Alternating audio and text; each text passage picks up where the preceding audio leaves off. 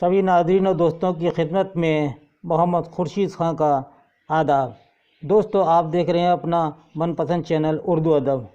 اردو ادب کے ذریعے آپ اپنے امتحان کی تیاری پوری کرتے ہیں اور اچھے نمبروں سے بھی کامیابی آپ کو مل رہی ہے، مجھے اس بات کی خوشی ہے۔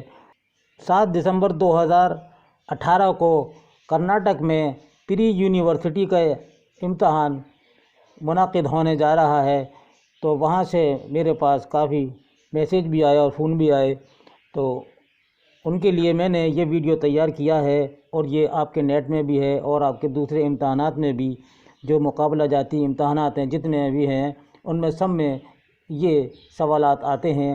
تو آج ہم لے کر آئے ہیں حلقہ ارباب ذوق۔ تو دوستو، حلقہ ارباب ذوق کے بارے میں آپ نے اگر نہیں سنا ہے تو سن لیجیے کہ حلقہ ارباب ذوق کا ابتدائی نام مجلس داستان گویاں تھا، جسے 29 اپریل 1936 کو چند ادیبوں نے محض اپنے ذوق کی تسکین اور باہمی محبت کے لیے قائم کیا تھا۔ ان میں نسیم حجازی، تابش صدیقی، محمد فاضل، اقبال احمد، محمد سعید، عبد الغنی اور شیر محمد اختر شامل تھے۔ سربراہ کی حیثیت سے نصیر احمد جامعی کو حاصل تھی۔ مجلس داستان گویاں کے پہلے جلسے میں نسیم حجازی نے اپنا تبازات افسانہ تلافی پیش کیا تھا، یعنی پڑھا تھا انہوں نے سب سے پہلا افسانہ۔ تو سوال آتا ہے کہ سب سے پہلا مجلس داستان گویاں کی جلسے میں کون سا افسانہ نسیم حجازی کا شامل ہوا تھا یا انہوں نے پڑھا تھا؟ تو یہی جواب ہوگا کہ تلافی ہے۔ 10 اکتوبر 1939 میں مجلس داستان گویاں حلقہ ارباب ذوق میں تبدیل ہو گئی۔ یہ سوال اکثر آتا ہے کہ مجلس حلقہ ارباب ذوق کا ابتدائی نام کیا ہے؟ تو آپ جواب دیں گے مجلس داستان گویاں۔ یہ حلقہ ارباب ذوق کا پہلا یعنی ابتدائی نام ہے۔ ادبی لحاظ سے اس کا دائرہ وسیع ہوا۔ کس کا؟ حلقہ ارباب ذوق کا۔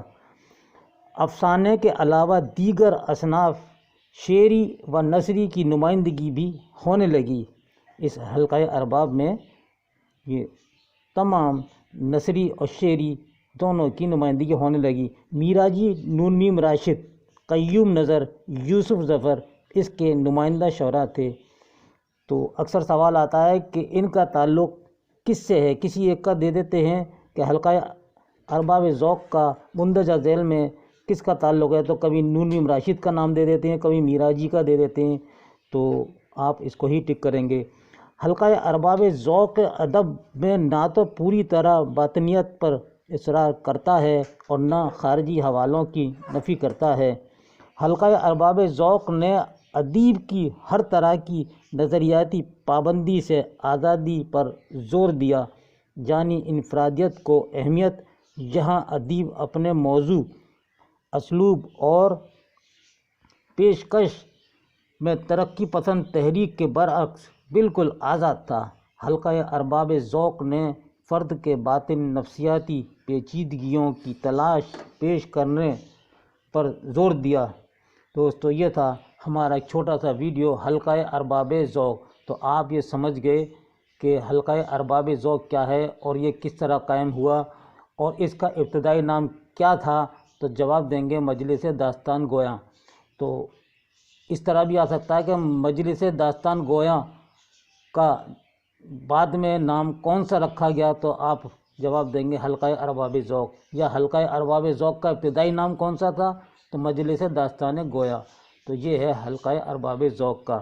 اس کے بعد ہم جدیدیت پر بھی ویڈیو بنائیں گے، اور میں کرناٹک والوں سامعین اور ناظرین سے درخواست کرتا ہوں کہ جہاں تک بھی ہو سکتا ہے میں آپ کے لیے ویڈیو بناؤں گا، اور آپ اس ویڈیو کو دیکھ کر ضرور اپنے تاثرات کا اظہار کریں، اپنے میسیج بھیجیں۔ اگر اچھا لگا تب بھی اور برا لگا تب بھی بھیجیے گا۔ میں آپ کے میسیج کا انتظار کروں گا۔ تب تک کے لیے اپنے بھائی محمد خورشید خان کو اجازت دیجیے۔ اللہ حافظ۔